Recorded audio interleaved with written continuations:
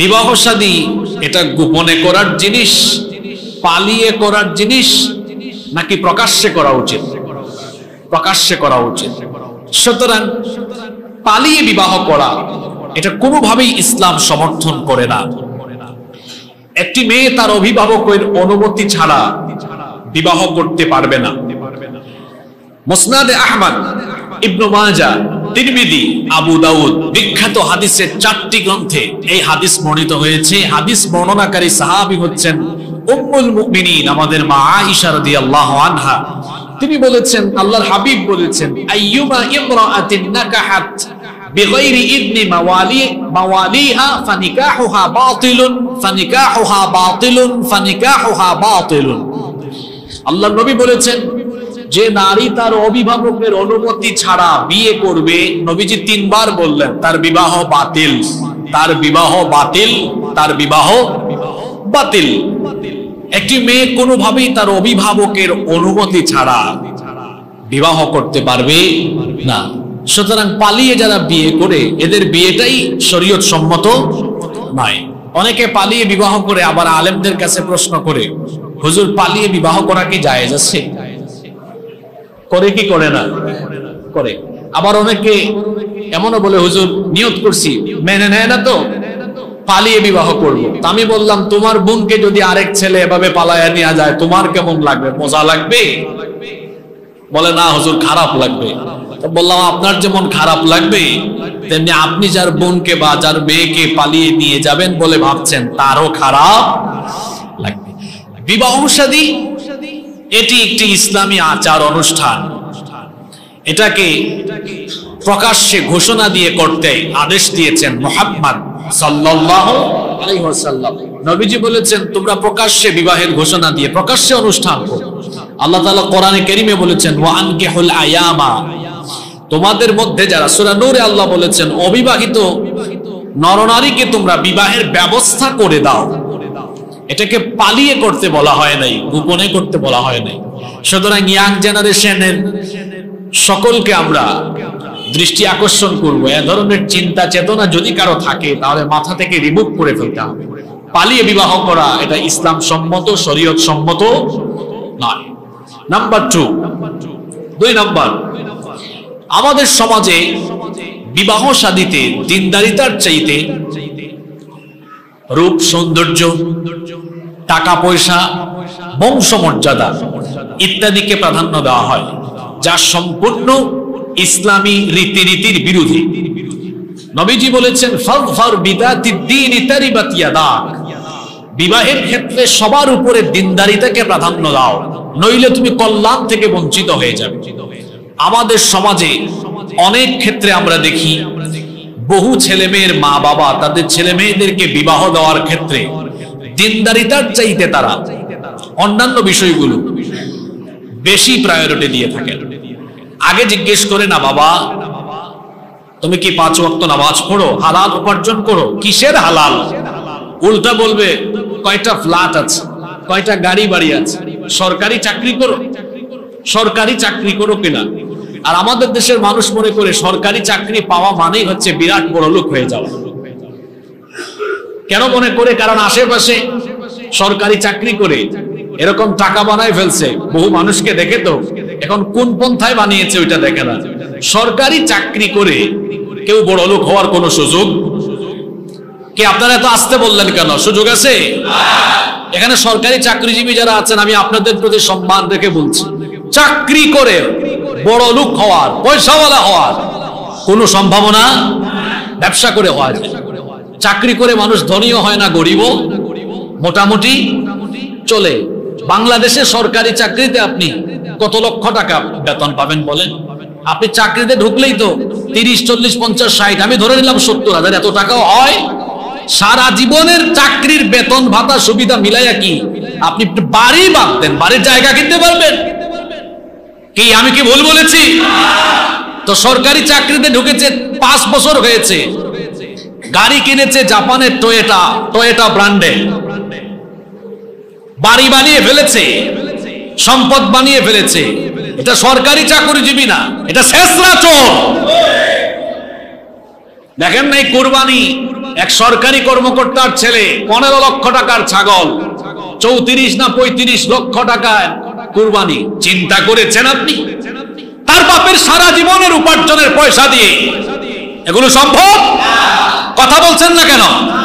সম্ভব? এগুলো সম্ভব না। তা আপনি শুরুতেই বলেন সরকারি চাকরি করো, এটা জিজ্ঞেস না করে বলেন যেটাই করো, চাকরি করো আর ব্যবসা করো, হালাল উপায়ে করো কি করো না, এটা জিজ্ঞেস করা দরকার। এটা জিজ্ঞেস করে না, শুরুতেই বলে সরকারি চাকরি করো কিনা। আপনার মেয়ে বিয়ে দিবেন, প্রথম যোগ্যতা কি সরকারি চাকরি করা? প্রথম যোগ্যতা কি বিসিএস ক্যাডার হওয়া? প্রথম যোগ্যতা হবে ছেলে দিনদার কিনা, প্রথম যোগ্যতাই হবে ছেলে নেককার কিনা।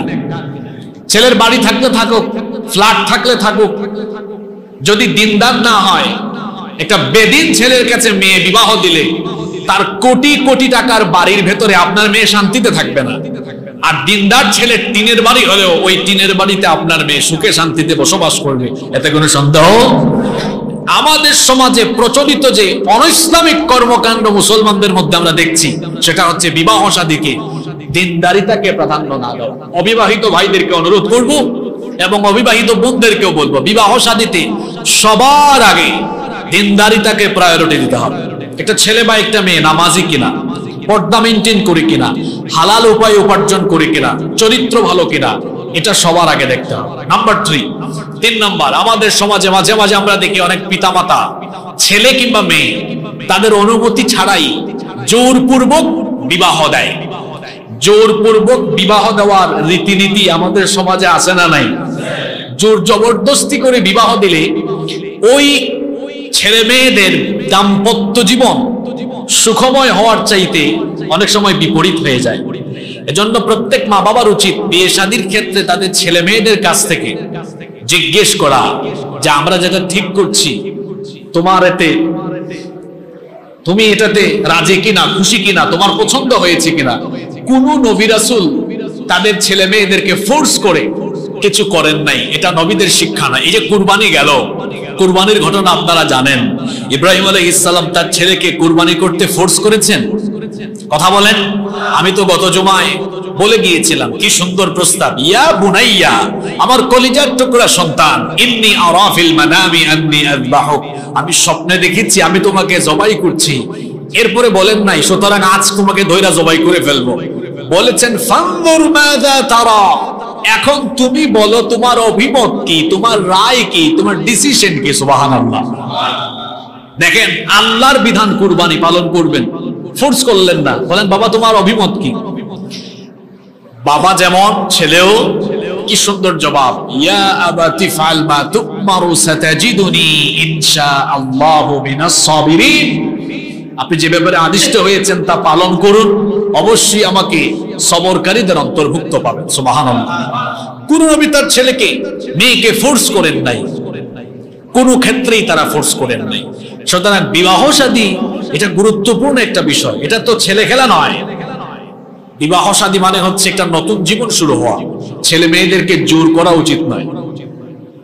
এজন্য ছেলে মেয়েদের কাছ থেকে জেনে নিতে হবে যে এই বিবাহে তার মতামত আছে কিনা। আপনি আপনার সিদ্ধান্তে বিয়ে দিলেন, যদি দাম্পত্য জীবনে কোনো অসুবিধা হয়, এই খোঁটা সারা জীবন আপনাকে বহন করতে হবে। মেয়ে বাড়িতে এসে বলবে আব্বা আপনি জোর করে আমাকে বিয়ে দিয়েছেন, আপনার কারণে জীবন তছনছ। আপনি ভাই হয়ে বোনকে জোরপূর্বক বিবাহ দিয়েছেন, সারা জীবন এই খোঁটা আপনাকে নিতে হবে। ভাই তুমি আমার জীবনটাকে শেষ করে দিলে। কি বলেন? এরকম সমাজে আছে কি নাই? আছে। জোরপূর্বক বিবাহ দেওয়া ঠিক নয়, ছেলে মেয়েদের মতামত জানতে হবে। নাম্বার 4 নম্বর, বর এবং কনে উভয়ের দেখা সাক্ষাৎ ছাড়া বিবাহ দিলে এই ক্ষেত্রে সমস্যা তৈরি হয়।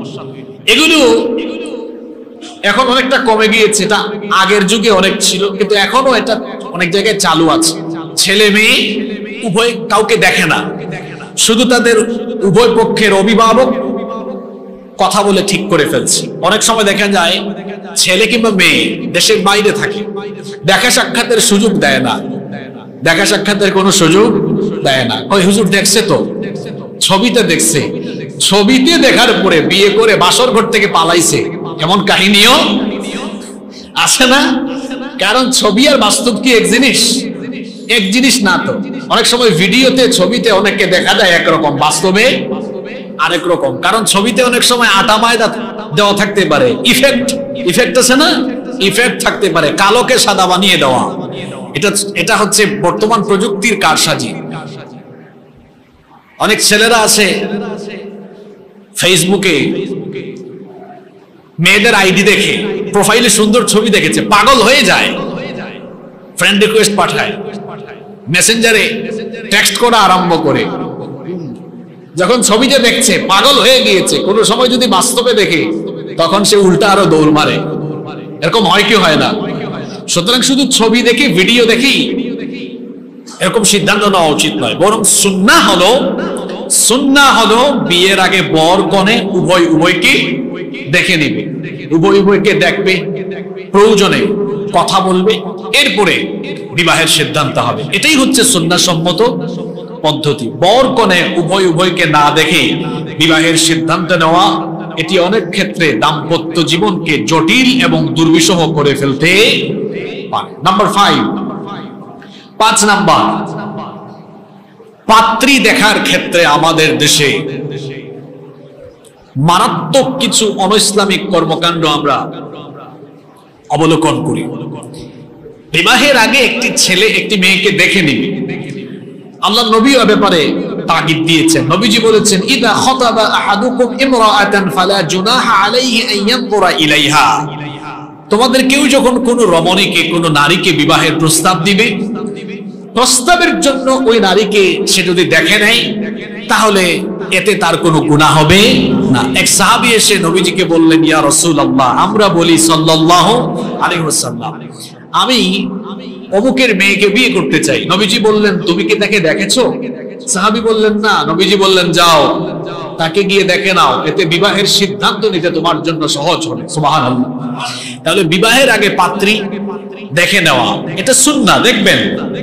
কিন্তু এই দেখতে গিয়ে আমাদের দেশে যেটা হয়, এবং এই পাত্রী দেখার যে নিয়ম আমাদের দেশে চালু আছে, এটা অত্যন্ত দুঃখজনক।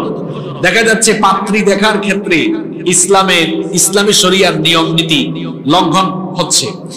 যিনি বিয়ে করবেন তিনি যাচ্ছেন, তার সাথে তার বাবা, তার দুলাভাই, তার ভাই, বড় ভাই, ছোট ভাই, তার 14 গোষ্ঠীর অনেককে নিয়ে যায়। এখন যে মেয়েকে আপনি বিয়ে করবেন সেই মেয়েকে আপনি দেখতে পারেন, এতে কোনো অসুবিধা নাই। বা আপনার ঘরের মা থাকতে পারে, বোন থাকতে পারে, শিশু বাচ্চা, এরা আছে আপনার সাথে, এতেও কোনো অসুবিধা নাই। আপনার মা দেখলেন, আপনার বোন দেখলেন, আপনার ভাবি দেখলেন, কোনো অসুবিধা নাই। কিন্তু আপনার সাথে আপনার দুলা ভাই, আপনার বাবা, আপনার চাচাতো ভাই, আপনার কাজিন, ছোট ভাই, বড় ভাই, এলাকার ভাই, কত ভাই নিয়ে যায়। কি বলেন, চট্টগ্রামে তো এগুলো নেই? হ্যাঁ, একটা মেয়েকে দেখতে যাচ্ছেন, এখন দেখতে যাচ্ছেন মানেই তো বিয়ে হয়ে যাওয়া নয়। আর আপনার স্ত্রীকে যদি আপনি যদি তাকে বিয়ে করেন, আপনার এই হবু স্ত্রীকে দেখা তো আপনার এই দুলা ভাই বা আপনার এলাকার ছোট ভাই, বড় ভাই, এদের জন্য দেখা কি জায়েজ? এটা আমরা করছি। এবং বহু বোনরা অনেক সময় অভিযোগ করেন যে, হুজুর, আমরা যখন আমাদের পিতামাতাকে বুঝাই যে ছেলে আমাকে দেখতে চাচ্ছে, ওকে ফাইন, ছেলে আসবে, ছেলের সাথে দেখা করব, কথা বলবো, কিন্তু ছেলের ফ্যামিলির অন্য কোনো পুরুষ মানুষের সাথে আমি দেখা করব না, তাদের সামনে যাব না। এটা বললে অনেক মা বাবা মেয়ের উপরে তেড়ে যায়, বলে নতুন হুজুর হইছো তুমি, তাই না? 14 পুরুষ থেকে এই রীতিনীতি আমাদের চলে আসতেছে।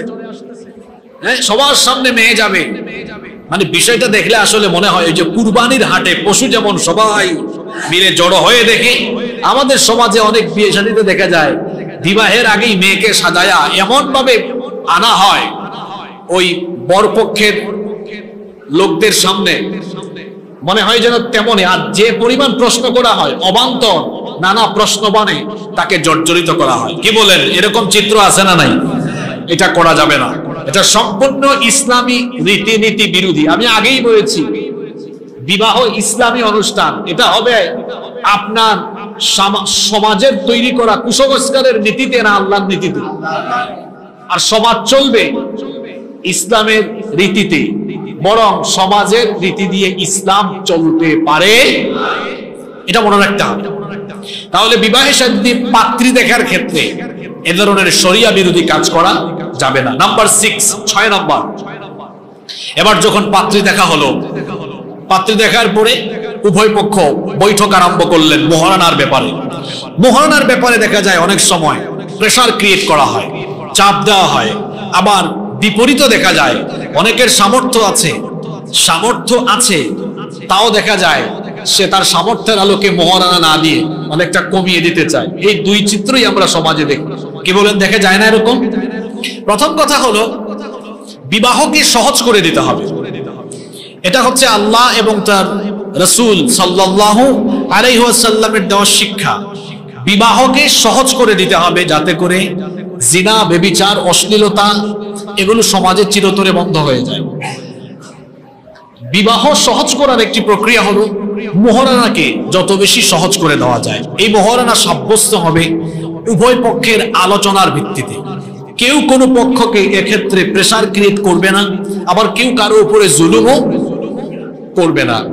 আর আমাদের মনে রাখা দরকার, একটা ছেলে যখন বিয়ে করে তার বয়স 22, 23, 24, 25, 26, 28, 30 বছর, এই বয়সে আসলে একটা ছেলের কাছে অত বেশি টাকা পয়সা থাকে না। আর যাদের কাছে থাকে ম্যাক্সিমাম ক্ষেত্রে দেখবেন ওটা তার নিজের না, ওটা তার বাপ দাদার। তো বাপ দাদার পয়সায় যারা বুক ফুলিয়ে চলে, এটা আমি বরাবর সবসময় বলি, এরা গাধা। আর যারা নিজের পরিচয়ে চলে, নিজেরা উপার্জন করে, মা বাপকে ডিস্টার্ব করে না, নিজেরা উপার্জন করে, নিজেরা ওই অল্প উপার্জনে চলছে, পরিশ্রমী, এই ছেলেগুলো হলো শাহজাদা। মেয়ে বিয়ে দেওয়ার ক্ষেত্রে গাধা মার্কা ছেলের কাছে বিয়ে না দিয়ে শাহজাদা মার্কা ছেলের কাছে বিয়ে দিবে। তো একটা ছেলে 25, 26, 27 বছরে কোটি কোটি টাকা, লক্ষ লক্ষ টাকার মালিক হয়ে যায় না যে সে আপনার মেয়েকে 10 লক্ষ, 20 লক্ষ, 30 লক্ষ টাকা মোহরানা দিতে পারবে। এ ধরনের সামর্থ্য তার থাকার কথা নয়। আচ্ছা বলেন তো, যে কথাটা বললাম, বিবাহিত ভাইয়েরা বলেন, যারা বিয়ে করে ফেলেছেন, আপনাদের বিয়ের সময় কি আপনারা কোটিপতি ছিলেন? মানুষ আসলে টাকাওয়ালা, পয়সাওয়ালা হওয়ার জন্য তার একটা এইজ আছে, বয়স আছে। ওইটা হইতে হইতে বাংলাদেশে আমরা যেটা দেখি 32, 35, 36, কোনো কোনো ক্ষেত্রে 40 বছর হয়ে যায়। কারণ পড়াশোনা শেষ করতে করতে 22, 23, 24 বছর শেষ হয়। এরপরে তো সে কর্মজীবনে প্রবেশ করে, চাকুরি করুক আর ব্যবসা করুক। এটা তো 20 বছর পরে শুরু করছে, তাই না? 20 বছর পরে শুরু করছে। যারা তার বাপ দাদা থেকে প্রতিষ্ঠিত কোনো ব্যবসা পেয়ে যায়, এদের জন্য কম সময়ে আরো বেশি পয়সাওয়ালা হওয়ার সুযোগ তার আছে, কারণ সে পেয়ে গেছে। আর যারা পায় না, নিজেরা জিরো থেকে স্টার্ট করে, ওরা তো সংগ্রাম করে এক যুগ চলে যায় তার নিজেকে একটা লেভেলে নিয়ে যেতে। এরকম হয় কি হয় না? তো আপনি এই ছেলের কাছে দাবি করে বসলেন 20 লক্ষ টাকা দিবে, সে কি সিঙ্গাপুর থেকে ভিক্ষা করে এনে দিবে না? বিবাহ শাদীতে মোহরানাকে সহজ করে দিতে হবে। নবী করিম সাল্লাল্লাহু আলাইহি ওয়াসাল্লাম যতগুলো বিয়ে দিয়েছেন, সকল বিয়েতে তিনি মোহরানা সহজ করে দিয়েছেন। ওই যে প্রথম জুমাতে বলেছিলাম না, একজন সাহাবীর বিয়ে নবীজি একটা লোহার আংটির বিনিময়ে মোহরানা দিয়ে তিনি বিবাহের ব্যবস্থা করে দিয়েছেন। সুবহানাল্লাহ। আরেক সাহাবীর কিচ্ছু নাই, বললেন তুমি যে মেয়েকে বিয়ে করছে কুরআন পারে না, তাকে কুরআন শিখাও, এটাই বিবাহের মোহরানা। সুবহানাল্লাহ। তাহলে মোহরানা কি করে দিয়েছেন? সহজ করে দিয়েছেন। মোহরানা কঠিন করে ফেলা কিংবা প্রেসার ক্রিয়েট বা জুলুম করা, এটা হচ্ছে বিয়ে শাদীতে আরেকটি অনৈসলামিক কর্মকাণ্ড এবং কুসংস্কার।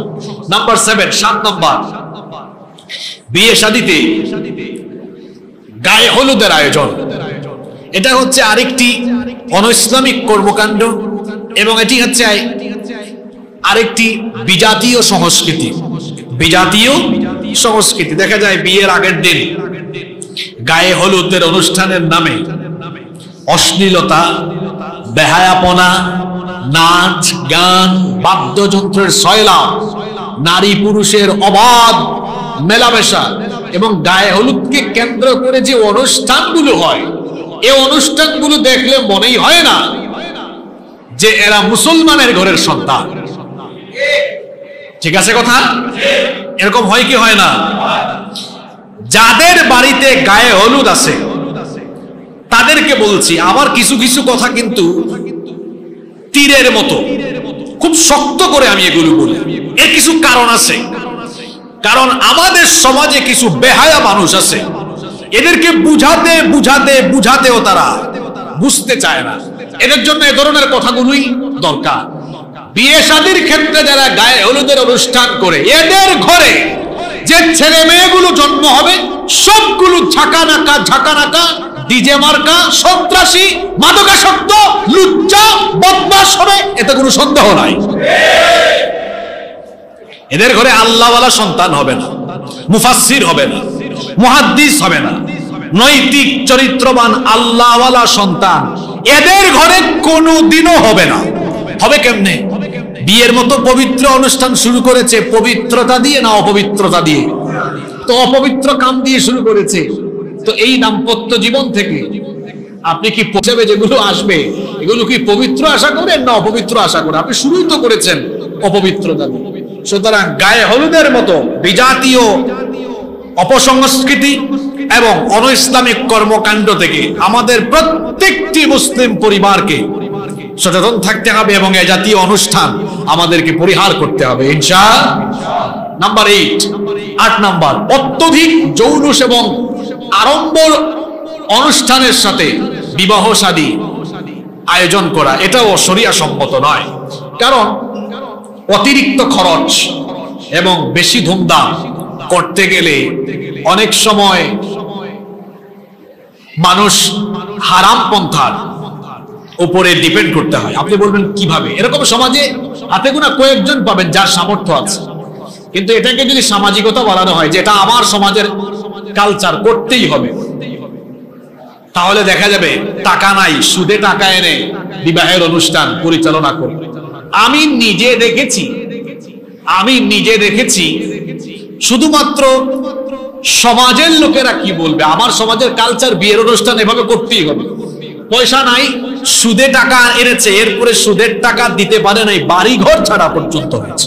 এ ধরনের অনেক চিত্র সমাজে আছে কি নাই? আছে। অনেকে আছে সুদের উপর টাকা আনে, আবার ওই যে সরকারি চাকরিতে আছে, মেয়ে বা ছেলেকে বিয়ে দিবে মানে একদম জৌলুস বা আড়ম্বর অনুষ্ঠানের মধ্য দিয়ে, তখন ফাইল এক টেবিল থেকে আরেক টেবিলে দেয় না, কয় হাদিয়া নিয়ে আস, ওই হাদিয়া তো ওইদিকে যাবে। তো বলেছি যে এ ধরনের আড়ম্বর বা জৌলুসপূর্ণ অনুষ্ঠান যখন বিবাহ শাদীতে মানুষ করতে যায়, অনেক হারাম পন্থার উপর তাকে ডিপেন্ড করতে হয়। এজন্য তো ইসলামী শরিয়া এগুলোকে নিষেধ করে দিয়েছে এবং নবীজি বলেছেন যে বিয়েতে খরচ কম হয় সেই বিয়েতে বরকত তত বেশি হয়। সুবহানাল্লাহ। আমাদের যশ খ্যাতি দরকার না বরকতের দরকার? বরকতের দরকার। এজন্য আমরা বলবো যে বিবাহ শাদীতে অতিরিক্ত টাকা খরচ না করে বিবাহ শাদীতে শালীনতার ভিত্তিতে, সৌন্দর্যের ভিত্তিতে এবং ইসলামের দেওয়া রীতিনীতির ভিত্তিতে সামাজিকতা মেনটেন করে বিবাহ শাদীর অনুষ্ঠান শেষ করে যে টাকা অপব্যয় করার কথা, ওগুলো দিয়ে স্বামী স্ত্রী দুজন গিয়ে ওমরা করে আসেন। বিবাহ শাদীতে দাম্পত্য জীবনে অনেক বরকত হবে ইনশাআল্লাহ। 9 নম্বর, বিয়ে শাদীতে ব্যাপারদার সয়লা।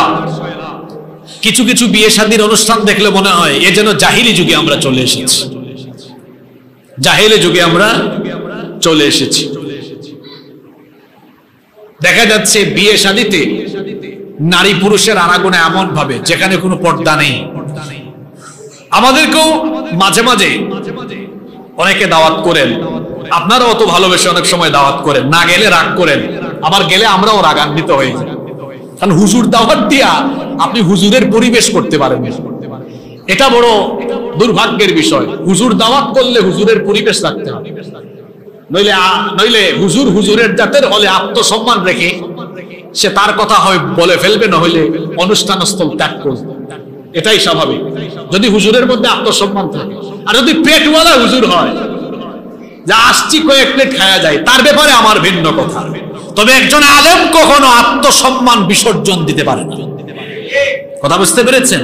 যার ভেতরে আত্মসম্মান আছে, ব্যক্তিত্ব আছে, হয় সে ওই অনুষ্ঠানে কথা বলে ফেলবে, নইলে তার সম্মান, তার আত্মসম্মান রেখে নীরবে নিভৃতে অনুষ্ঠান স্থল ত্যাগ করবে। আমরা মাঝে মাঝে কিছু বিবাহ শাদীর অনুষ্ঠানে যাই, আর যা দেখি মনে হয় যেন সেই বিবাহ শাদীতে অতিথি হিসাবে ইবলিস তার সাঙ্গপাঙ্গ নিয়ে আগমন করেছে। আমার কথা কি রাগ করলেন আপনি? আরে বাপরে বাপ, মহিলাদের কি পোশাক আশাক, যে মেকআপ, আবার তাদের সাথে তাদের হাজবেন্ডরাও আছে। আমি বুঝি না ওই মহিলাদের হাজবেন্ড গুলো এত বেহায়া হয় কেমনে। আপনার স্ত্রীর পেট পিঠ মানুষ দেখে আপনার আত্মসম্মানে লাগে না। আপনার মতো বেহায়া পুরুষ আসমানের নিচে আর হতে পারে না। আপনি বেহায়া পুরুষ, আপনার মধ্যে আত্মসম্মান নেই, ব্যক্তিত্ব বলতে আপনার মধ্যে কিচ্ছু নেই। শোনেন, আলী রাদিয়াল্লাহু আনহু একবার বাহিরে গিয়েছেন। এক সাহাবী বলেন, আপনার স্ত্রী কেমন আছে? তিনি তখন উত্তর দিলেন, আমার মন চাইতেছে তোমার গলার উপরে তরবারি বসাইয়া তোমার শরীর থেকে কল্লা আলাদা করে দিই। আল্লাহু আকবার। এটাকে বলে গায়রত। সাহাবায়ে কেরাম তাদের স্ত্রীকে নিয়ে আলোচনা, একজন কেমন আছেন জিজ্ঞেস করলো, তার স্ত্রীর ব্যাপারে আলোচনা অন্য পুরুষের সামনে পছন্দ করতেন না। কেমন আছেন জিজ্ঞেস করেছে, ওইটাও মানে আমার স্ত্রী ভালো আছে এটা বলাও তারা পছন্দ করতেন না। মানে স্ত্রীকে তারা এমন ভাবে রাখতেন। আর আপনি তো ভালো আছেন না, আপনি বউয়ের ফটো দিয়ে বলতেছেন, দেখেন তো আপনাদের ভাই ভাগিকে কেমন লাগে, কি জাতের বেহায়া হয়েছেন আপনি। এরকম বেহায়া আছে না নাই? তো বিয়ে শাদীতে আমরা অনেক সময় দেখছি বেপরদার সয়লাব, নারী পুরুষের খাওয়া দাওয়ার অনুষ্ঠান অনেক জায়গায় একসাথে। আর যে সকল মহিলারা খুব সাজগুজ করে বিয়ের অনুষ্ঠানে যায়, আমি তো খুব সুন্দর করে বলি, এই মহিলাদের চরিত্রে ডিস্টার্ব আছে। কেন এত সুন্দর সাজগুজ সে কার জন্য করলো গো? আরে বাপরে বাপ, সাজগুজ করলে করবে জামাই তার হাজবেন্ডের জন্য। বিয়ে শাদীর অনুষ্ঠানে হাজার হাজার মানুষ আসবে, ওই হাজার হাজার মানুষকে তার রূপের দিকে আকৃষ্ট করার জন্য সাজগুজ করেছে। এটা আপনি না বুঝলেও শয়তান ভালো করে বুঝে। নাম্বার 10, 10 নাম্বার, বিবাহ শাদীতে আরো একটি অনইসলামিক কর্মকাণ্ড আমরা দেখি, শর্তারোপ করে দেওয়া। বিবাহের অনুষ্ঠানের কথাবার্তা চলছে, তারিখ ফিক্সড হচ্ছে, তখন বলা হচ্ছে যে আমার বংশের নিয়ম, আমার এলাকার নিয়ম হলো যে আমরা এত কম মানুষ যাই না, আমরা 2000-3000 যাই, আপনাকে খাওয়াইতেই হবে, 3000 মানুষ খাওয়াইতে হবে। এগুলো আমাদের চট্টগ্রামে একদম নাই তো। জি, এটা বেশি, 3000 মানুষ খাওয়াইতে হবে। কোন কারণে যদি 2500 মানুষ যায়, 500 মানুষ না যায়, তখন আবার বলে আমরা কিন্তু 2500 আসছি, ভাবিয়েন না এই 500 মানুষকে খাওয়াইতে হবে না, তাদের অসুবিধার কারণে আসতে হবে না, কিন্তু প্যাকেটগুলো পার্সেল করে দিয়ে দিয়ে পার্সেল করেও নিয়ে যায়। এরকম আছে না নাই? আপনারা কি আমার কথা কষ্ট করছেন? তো এই যে শর্তারোপ করে দেওয়া, এটাও মারাত্মক সুন্নাহ বিরোধী এবং শরিয়া বিরোধী একটি কর্মকাণ্ড। আপনি জিজ্ঞেস করেন যে বিবাহের অনুষ্ঠানে আপনি কেমন আয়োজন করবেন, আপনি আপনার সামর্থ্যের আলোকে করেন এবং আপনি বলেন যে কি পরিমাণ অ্যারেঞ্জ করলে আপনার জন্য কষ্ট হবে না, আমরা ওইরকম প্রস্তুতি নিয়ে আসবো। তিনি বললেন আমার এই পরিমাণ সামর্থ্য আছে, তো ঠিক আছে আপনি এই পরিমাণ নিয়ে যান। কিন্তু জোর করে চাপিয়ে দেওয়া বা কঠিন শর্তারোপ করে দেওয়া, এটা আসলে শরিয়া সম্মত কোনো কাজ হতে পারে। নাম্বার 11 নাম্বার, যৌতুক। যৌতুক তো ইসলামে নিষিদ্ধ।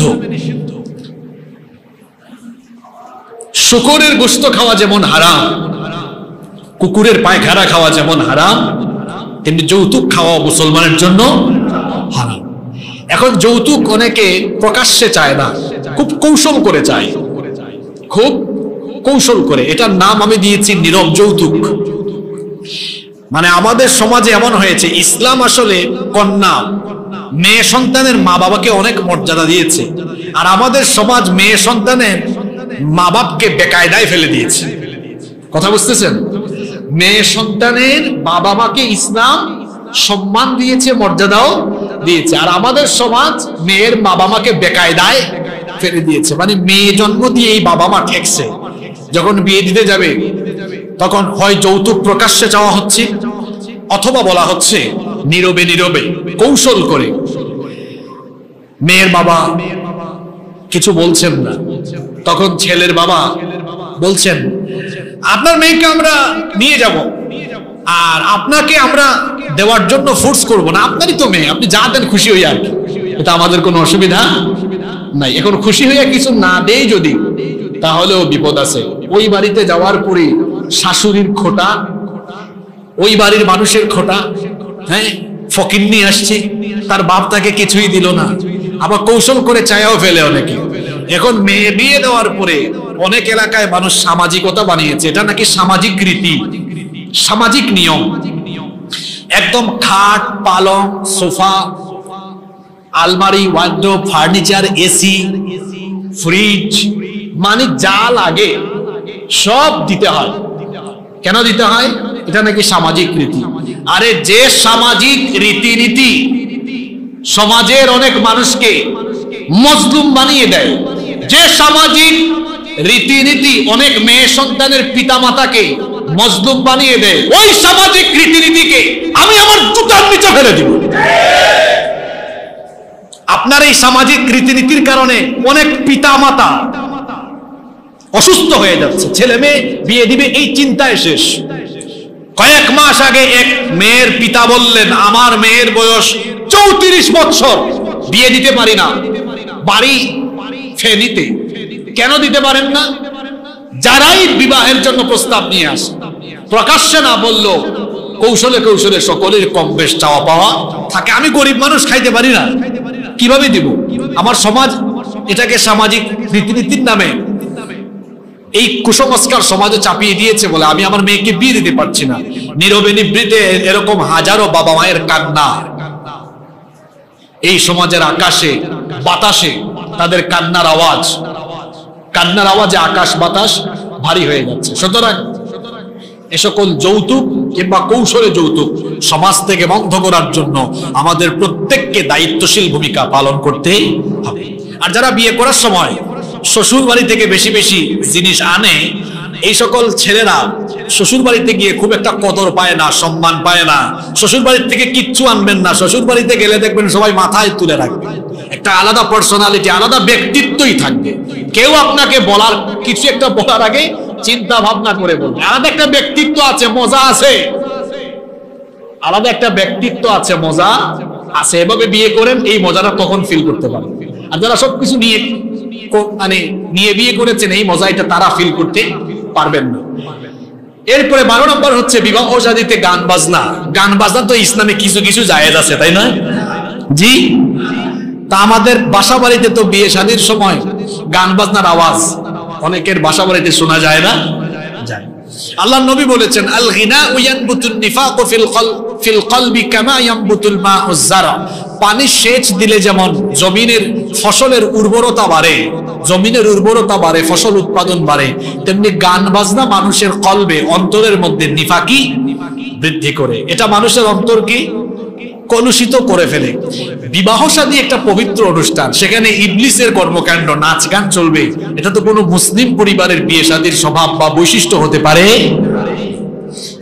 নাম্বার 13 নম্বর হচ্ছে বিয়ে শাদীতে আমরা আরেকটি জঘন্য কাজ দেখি, যেটা মারাত্মক শরিয়া বিরোধী। সারা জীবন একাকী গোসল করতে পারে, বিয়ের দিন তার ভাবিরা তাকে গোসল দেওয়াতে হয়।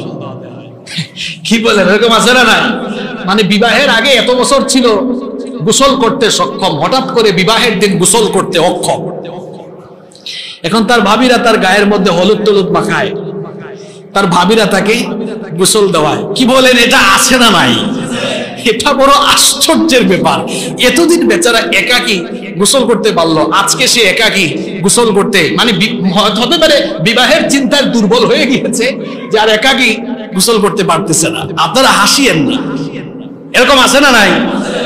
আপনার ভাবি আপনার শরীরে এসে টাচ করবে, আপনার ভাবি আপনাকে স্পর্শ করবে, এটা কি ইসলামী শরিয়া আপনাকে অনুমোদন দিয়েছে? অনুমোদন দিয়েছে। শুধু তাই নয়, গ্রামে গঞ্জে তো আরো মারাত্মক জিনিস দেখা যায়।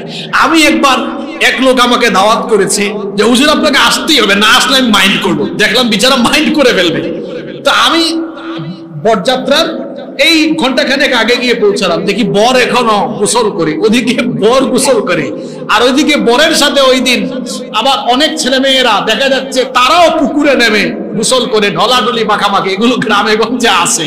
কি বলেন, আছে না? ওই দিন দেখা যায় একাকী গোসল করতে বরের সাথে অনেকেই অক্ষম হয়ে পড়ে।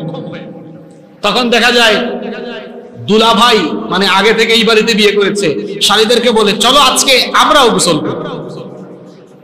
যদিও কথাটি শুনতে খারাপ দেখা যায়, কিন্তু এগুলো বাস্তবতা, এগুলো সমাজে চলমান আছে না নাই? এগুলো ইসলামে শরিয়া অনুমোদন করে। এইসব কর্মকাণ্ড আমাদের সমাজ থেকে পরিহার করার জন্য আমাদেরকে দায়িত্বশীল ভূমিকা পালন করতে হবে। নাম্বার 14, 14 নাম্বার, মেয়ের বাবা থাকা সত্ত্বেও উকিল পিতা বানানো, এটা আরেকটা অনৈসলামিক কর্মকাণ্ড। এবং উকিল বানিয়ে, শব্দটা হচ্ছে আরবিতে ওয়াকিল, এটা বাংলায় আমরা বলি উকিল, তাকে বাবার মতো বাবা বলে সম্বোধন করা, বাবা ডাকা, এরকম আছে না? আছে। মেয়ের বাপ জীবিত থাকলে তিনি হবেন বিবাহের ওয়ালি মানে অভিভাবক। মেয়ের বাবাই মেয়ের ইজিন আনবেন, অনুমতি আনবেন। যদি মেয়ের বাবা জীবিত না থাকেন সেই ক্ষেত্রে ওই মেয়ের মাহরাম কোনো ব্যক্তি, যেমন তার চাচা, মামা, ফুফা ইত্যাদি, মেয়ের অভিভাবক অর্থাৎ পিতার বর্তমানে সেই ওয়াকালত। ওয়াকালত মানে হচ্ছে কি? অভিভাবকত্ব, অভিভাবকের ভূমিকা পালন করবে। এটা আমাদের সমাজ বানিয়ে ফেলেছে উকিল বাপ। আপনাদের চট্টগ্রামে এটা আছে কিনা জানি না, আমাদের সিলেটে আছে। হ্যাঁ আছে। এই যে উকিল বাপ বানানো, এটা শরীয়ত সম্মত নয়। আপনারা যে কোনো বড় আলেমকে জিজ্ঞেস করবেন, দেখবেন সকলেরই একই কথা, এটা শরিয়া সম্মত নয়।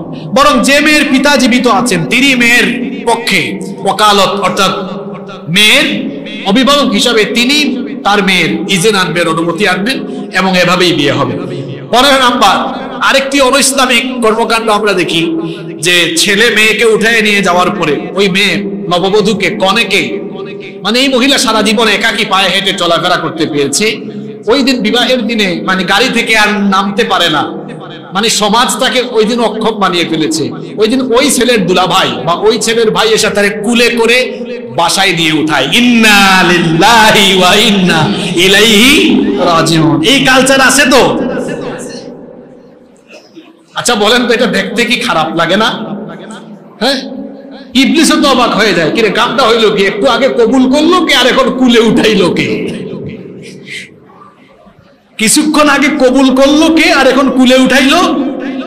আর আপনার কি খারাপ লাগে না? যিনি বিয়ে করলেন, কবুল করলাম আমি, হ্যাঁ, আর কুলে উঠাই ফেলছে আমার দুলা ভাই, কামটা হইলো কি? আছে না নাই এরকম? এটা বড় আশ্চর্যের ব্যাপার। কবুল করলেন আপনি, বিবাহের খরচ করলেন আপনি, আর ওদিকে কুলে উঠাইয়া, হ্যাঁ, মানে ফিল নিচ্ছে আপনার দুলা ভাই। বুঝতেছেন কারবারটা? আস্তাগফিরুল্লাহ। এই কর্মকাণ্ড সমাজ থেকে রিমুভ করতে হবে আমাদেরকে। কনে এসেছে, প্রয়োজনে কুলে উঠাইতে হলে, রাস্তায় কাদা আছে, পানি আছে, হতে পারে কি পারে না, এখন তো পানি হয়ে যাচ্ছে, কুলে উঠাইতে হলেও তার কবুল করা জামাই উঠাবে, তার হাজবেন্ড উঠাবে, অন্য কেউ। এরপরে আসেন 16 নম্বর, ওই যে বিয়ের দিনে গিয়েছে জামাই, বর গিয়েছে অথবা পরে গিয়েছে, বেচারা এত বছর নিজের হাত নিজে ধুইয়া খাওয়া দাওয়া খাইতে পেরেছে, তখন নাকি তার সেবিকা, তার শালি হাত ধুইয়া দিতে হয়। এটা সমাজের আরেকটা জঘন্য রীতিনীতি। কি বলেন, আছে না নাই? মানে শালিরা হাত ধোয়ায়, দুলা ভাই হাত ধোয়া দিয়ে আপনারা হাত ধোয়াই দিচ্ছে, এরপরে পয়সা দাবি করছে। আপনার শালি, তার সাথে তো প্রয়োজন ব্যতীত আপনার কথা বলা বা দেখা দেওয়া জায়েজ নেই। আপনি কেন, মানে সে কেন আপনার হাত ধোয়া দিবে? এটা অত্যন্ত জঘন্য এবং শরিয়া বিরোধী কাজ। 17 নাম্বার হচ্ছে ওয়ালিমা না করা। অনেকে আছে মেয়ের বাড়িতে অনুষ্ঠান জোর করেই করায়, আমরা 3000 আসবো, তারপর সে ওয়ালিমা করেন। অথচ মেয়ের বাড়ির অনুষ্ঠানের চাইতে ওয়ালিমার গুরুত্ব অনেক বেশি। ওয়ালিমাকে কোন ওলামায়ে কেরাম বলেছেন সুন্নাতে মুআক্কাদা, কোন ওলামায়ে কেরাম বলেছেন ওয়াজিব। তো ওয়ালিমা এটার গুরুত্ব এত বেশি যে নবীজি একবার আব্দুর রহমান বিন আউফ রাদিয়াল্লাহু আনহুকে তার বিয়ের পরে বললেন যে শোনো, কমপক্ষে একটা ছাগল দিয়ে হলেও তুমি তোমার ওয়ালিমা সম্পন্ন করো। আর ওয়ালিমার ক্ষেত্রে কোন ধরনের বৈষম্য করা যাবে না, ওয়ালিমা হোক আর বিয়ে শাদী হোক। আমাদের সমাজে দেখা যায় অনেক সময় বিয়ে শাদীতে আমরা ধনীদেরকে দাওয়াত করি। আমার সমাজে আমার আত্মীয় কিন্তু গরিব বলে তাকে দাওয়াত করি না, অথবা দাওয়াত করলেও খাবারের যে আইটেম থাকে মেনু, সেখানেও কিছু পার্থক্য দেখা যায়। দেখা যায় যে ওই বামের সারিতে আমার ধনী ধনী গেস্টরা আসছেন, ওখানে 10 আইটেম, আর এখানে আমার সমাজের গরিব আত্মীয় 5 আইটেম। বৈষম্য আছে না নাই? এটা করা যাবে না। এ ধরনের কাজ, এ ধরনের শিক্ষা ইসলাম আমাদেরকে দেয় না। 18 নম্বর, বিবাহের আসরে বা বিবাহের দিনে মেয়ে বাড়ির পক্ষ থেকে ছেলেকে সোনার আংটি, স্বর্ণের আংটি হাতে পরিয়ে দেওয়া হয় বা স্বর্ণের চেইন দেওয়া হয়। পুরুষের জন্য স্বর্ণ ব্যবহার করা হালাল না হারাম? এটা করা যাবে না। অনেকে বলে এটা আমার সমাজের কালচার, এটা আমার সমাজের নীতি, আমাদের এলাকার রীতি, এটা আমরা গোল্ড দিই। তো আপনি যে টাকা দিয়ে গোল্ড দিবেন, ওই টাকা দিয়ে সমমূল্যের গিফট পৃথিবীতে নাই। তো কি বলেন? নাই? আছে। অন্য কিছু দেন।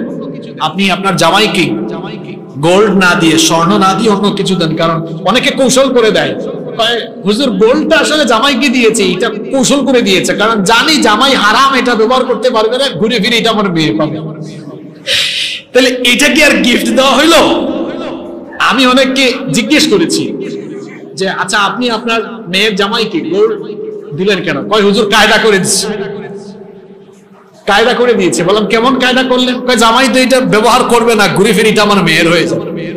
বললাম আপনার মেয়েকে আপনি আলাদা দিতেন, আপনার জামাইকে আলাদা দিতেন। কারণ আপনার জামাই যে একটা গিফট যদি পেত, একটা হাদিয়া যদি পেত আপনার তরফ থেকে, শ্বশুর শাশুড়ির কাছ থেকে যদি পেত, ছোট হোক বা বড় হোক, সেটা তার জন্য সুন্দর একটা মেমোরি, সুন্দর একটা স্মৃতি, ঠিক না? এবং এটাকে সে গুরুত্ব সহকারে রাখতো। আপনি দিলেন এমন জিনিস, এটা সে ব্যবহার করতেও পারবে না, আপনাদের কথা তার মনেও থাকবে। এরপরে আসেন 19 নম্বর, এটা তো আরো জঘন্য কাজ। আমাদের সমাজে অনেক ছেলেরা আছে বিয়ে শাদীর পরে মোহরানা আদায় করে না, বউয়ের কাছে বাসর ঘরে গিয়ে মাফ চায়, মাফ করে দাও, মাফ করে দাও। আর ওই দিন মেয়েরাও খুব ইমোশনে থাকে, বেশি দেরি করে না, কয় যা মাফ করে দিলাম। পরে যদি কোনো কারণে ডিস্টার্ব হয়, দাম্পত্য জীবনে তালাক হয়ে গেল, তখন ওই মেয়ে দেখা যায় বলে এই আমার মোহরানা দাও। ছেলে যদি বলে মনে নাই, তুমি না ওই দিন ওই যে ওই রাতে মাফ করে দিছিলে, কই দিছি এটা আবেগে দিছি, বিবেক ছিল না, এখন আমার বিবেক আছে। কি বলে এরকম হয় কি হয় না?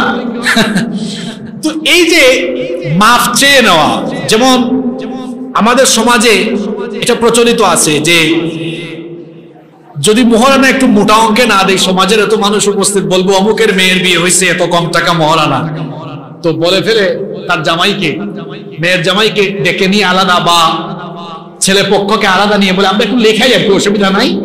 পরে ছেলে মেয়ের কাছ থেকে মাফ চেয়ে নিবেন, এটা কোনো অসুবিধা নাই। আসলে মোহরানাটা হবে সামর্থ্যের ভিত্তিতে, এবং এটা নগদ দিয়ে দেওয়া উত্তম। কেউ যদি নগদ দিয়ে দেন অতি উত্তম, এটাই সুন্নাহ।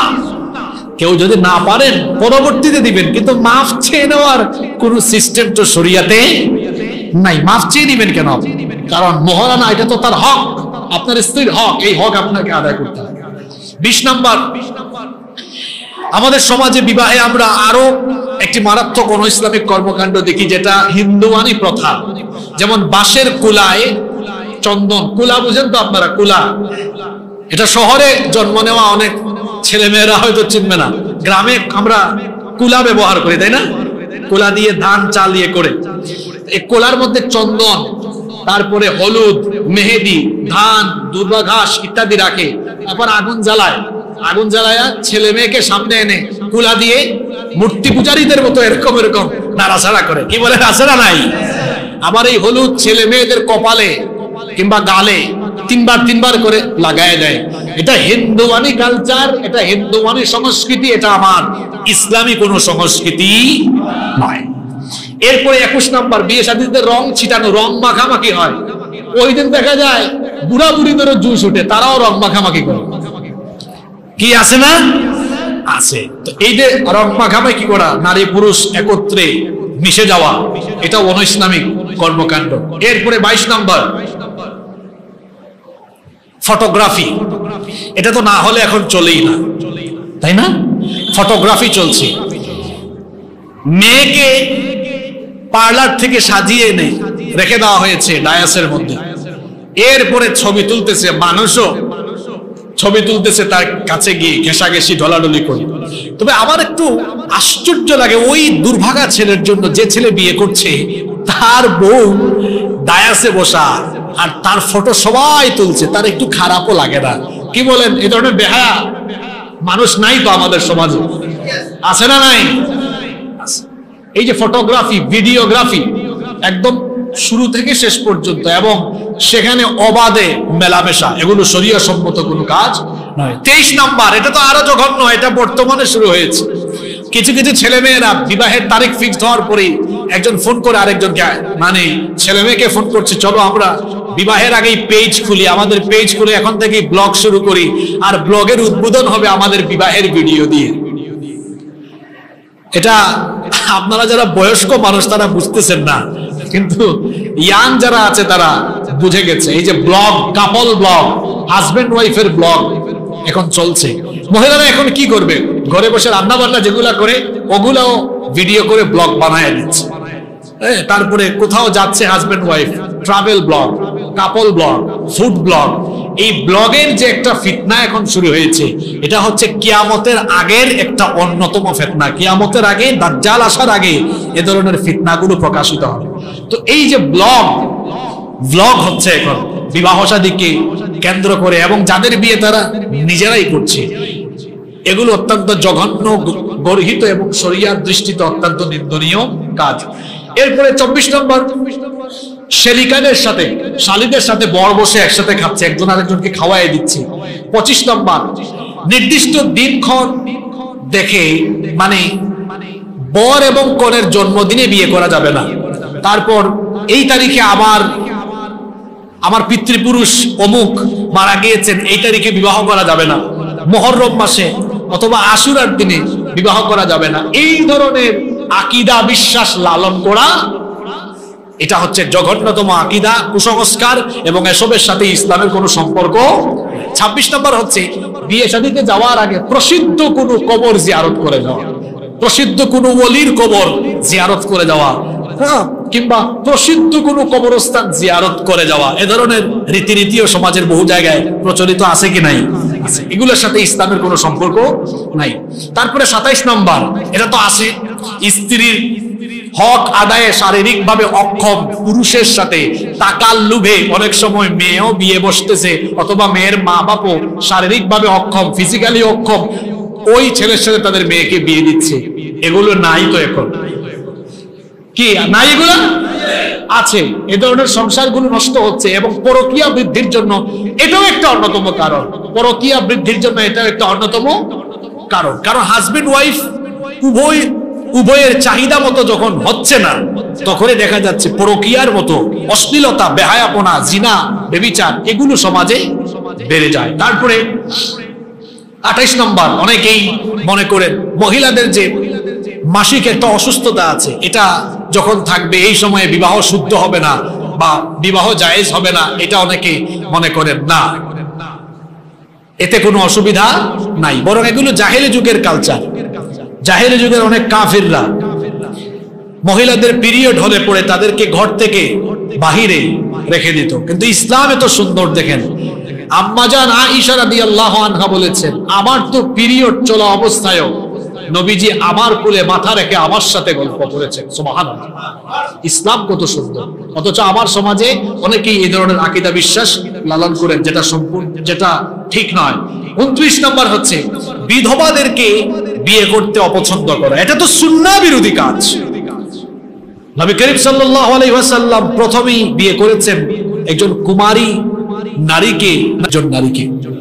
জোরে বলেন। আমাদের সমাজে বিধবা নারীদেরকে বিয়ে করা, এটা অনেকেই তার মানে ব্যক্তিত্বের সাথে যায় না, এরকমটা মনে করে। অথচ একজন বিধবাকে বিয়ে করার মধ্যে অনেক ধরনের কল্যাণ রয়েছে। আজকে সময় থাকলে এগুলো আমি আরো বিস্তারিত বলতাম। 30 নম্বর হচ্ছে যাদের সাথে দেখা করা মেয়ের জায়েজ নয়, অর্থাৎ নন মাহরাম, এই ধরনের পুরুষদের দিক দিয়া মেয়ের ইজিন নেওয়া বিয়ের সময়, এটাও হয়। মেয়ের ইজিন যখন আনা হয় তখন দেখা যায় যে নন মাহরাম, গায়রে মাহরাম অনেক পুরুষ মেয়েদের সামনে চলে যায়, যেটা উচিত নয়। 31 নম্বর, বিয়ের আসরে একই স্টেজে বর কনেকে বসিয়ে সব শ্রেণীর মানুষ কর্তৃক তাদেরকে দেখা, তাদের সাথে বসা, সেলফি তোলা, ভিডিও ধারণ করা, এটা মারাত্মক শরিয়া বিরোধী একটি কাজ। 32 নম্বর হচ্ছে ওয়ালিমা অনুষ্ঠান বা বিবাহ অনুষ্ঠানে শুধু উঁচু শ্রেণীর মানুষকে দাওয়াত করে গরিবদেরকে দাওয়াত না করা, এটাও এক ধরনের সামাজিক বৈষম্য এবং কোন বৈষম্যকে ইসলাম কখনো সমর্থন করে না। এই যে বিবাহ কেন্দ্রিক 32টি অনৈসলামিক কর্মকাণ্ড আপনাদের সামনে আমি তুলে ধরলাম, এগুলো সমাজে চালু আছে কিনা, এগুলোর সাথে ইসলামের কোনো সম্পর্ক আছে? এ ধরনের কাজ থেকে আমাদেরকে বিরত থাকতে হবে। আমি সংক্ষেপে 1-2 মিনিটে বিবাহের আগে যে প্রস্তুতিগুলো নেওয়া দরকার সেগুলো বলে এই বিষয়ে আলোচনা শেষ করছি। বিবাহের আগে 1 নাম্বার যে প্রস্তুতি, এগুলো অবিবাহিতদের ওয়াজ, যারা বিয়ে করেন নাই। 1 নাম্বার প্রস্তুতি হলো, যিনি বিবাহ করবেন তিনি সব ধরনের পাপ কাজ থেকে মুক্ত থাকবেন, নিজের চরিত্রের হেফাজত করবেন। 2 নাম্বার হচ্ছে বিবাহের আগে থেকেই তিনি দোয়া করবেন যাতে তিনি একজন নেককার জীবন সঙ্গিনী পান। রব্বানা হাব লানা মিন আজওয়াজিনা ওয়া মিন যুররিয়াতিনা কুররাতা আ'য়ুনি ওয়াজআলনা লিল মুত্তাকিনা ইমামা। রব, আমাকে একজন নেককার চক্ষু শীতলকারী স্ত্রী আমাকে গিফট করো। এই দোয়া করতে হবে কার কাছে? আল্লাহর কাছে। 3 নাম্বার, বিবাহের ক্ষেত্রে নেককার মেয়েকে প্রাধান্য দিতে হবে, আর মেয়ে হলে নেককার ছেলেকে প্রাধান্য দিতে হবে। 4 নাম্বার, জীবন সঙ্গিনীর হক সম্পর্কে সচেতন হতে হবে। বিবাহের আগেই জানতে হবে আমার স্ত্রীর হক কি, আমার স্ত্রীর কোন কোন হক আমাকে আদায় করতে হবে।